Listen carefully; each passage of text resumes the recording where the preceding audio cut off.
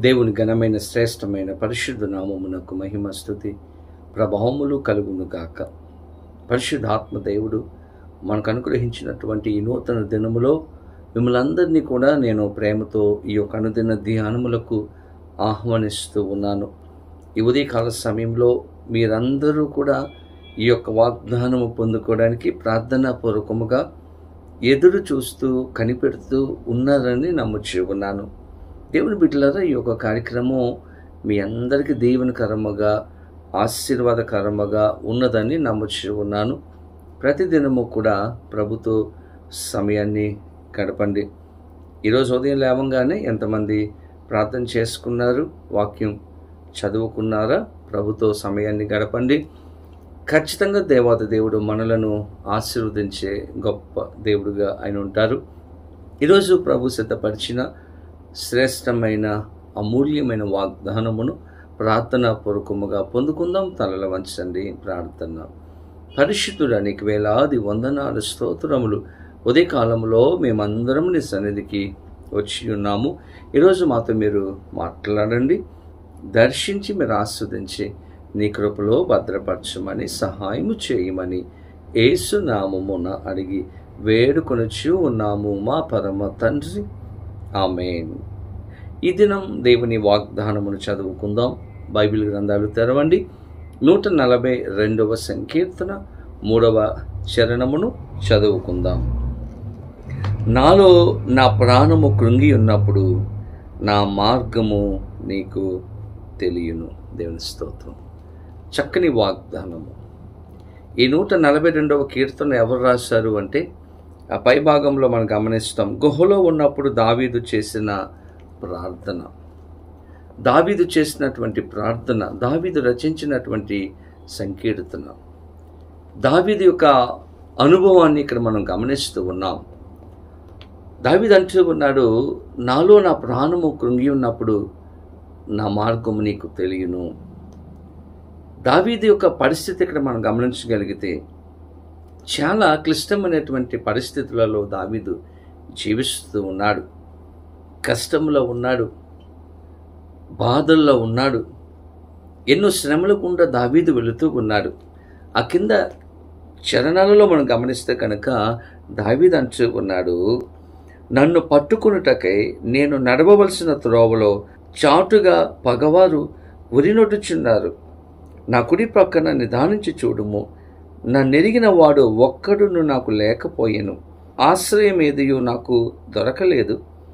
నా ఎడల జాలిపడివాడు ఒక్కడును లేడు. చూసారా ఎటువంటి పరిస్థితులలో దావీదు ఉన్నాడో? శత్రువులు దావీదును చుట్టుముట్టి ఉన్నారు. దావీదుతో మాట్లాడేవారు లేరు, దావీదును అర్థం చేసుకునేవారు లేరు. అందరూ కూడా దావీదుకు వ్యతిరేకంగా ఉన్నట్లుగా ఇక్కడ మనం గమనిస్తూ ఉన్నాం. ఒంటరి జీవితాన్ని దావీదు గుహలో గడుపుచూ ఉన్నాడు. నన్ను అర్థం చేసుకునేవారు, నాకు సహాయం చేసేవారు లేరు అని దావీదు చెబుతూ ఉన్నాడు. నా గమ్యం ఏంటో, నా మార్గం ఏంటో, ఎక్కడికి వెళుతున్నానో, ఏం చేస్తూ ఉన్నానో అర్థం కాని స్థితిలో నేను జీవిస్తూ ఉన్నానని దావీదు ఇక్కడ తెలియచేస్తూ ఉన్నాడు.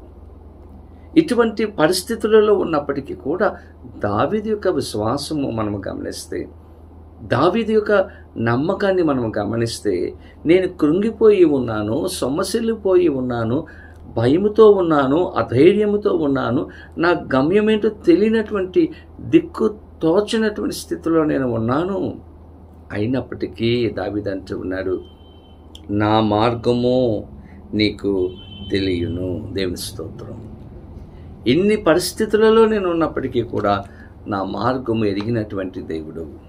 నిజమే, ఈరోజు మన జీవితంలో కూడా దావీదు లాంటి అనుభవం మన జీవితంలో ఉండవచ్చు. ఒంటరి జీవితము, మనలను అర్థం చేసుకోలేనటువంటి వ్యక్తులు మన కుటుంబములో మన చుట్టూ ఉండడము, మనకున్నటువంటి సమస్యలు, కష్టాలు, ఒంటరితనము, మనకు సహాయం చేసేవారు లేకపోవడము, అర్థం చేసుకునేవారు లేకపోవడము, ఇటువంటి పరిస్థితులు కూడా మనం వెళుతూ ఉండవచ్చు.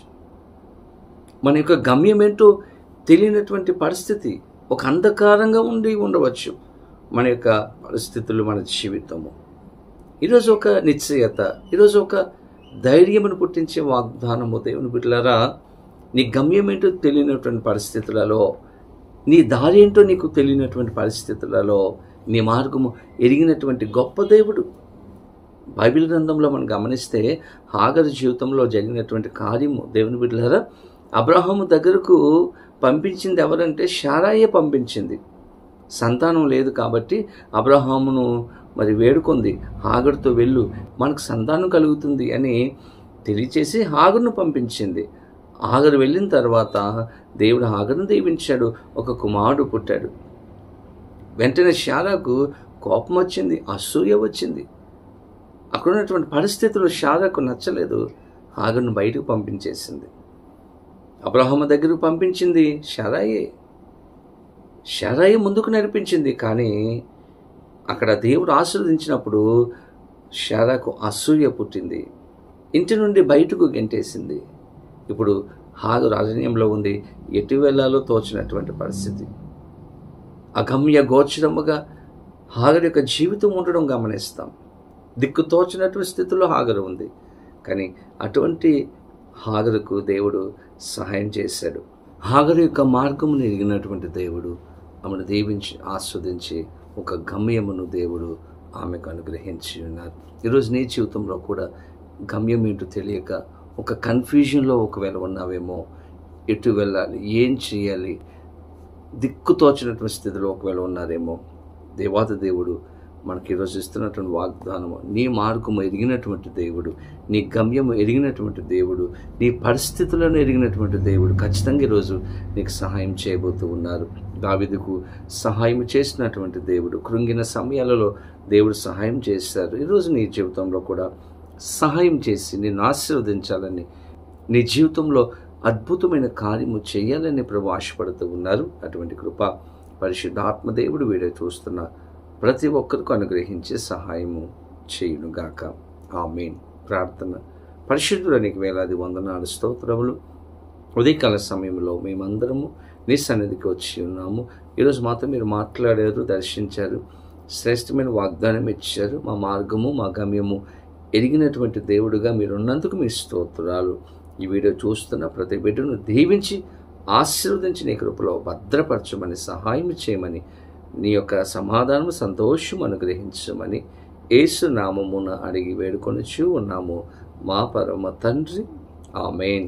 తండ్రి, కుమార, పరిశుద్ధాత్మ త్రియేక దేవుని యొక్క దీవెన ఆశీర్వాదము సదాకాలము కలుగును గాక. ఆమేన్. దేవుడు మిమ్మలను దీవించును గాక. ఆమేన్.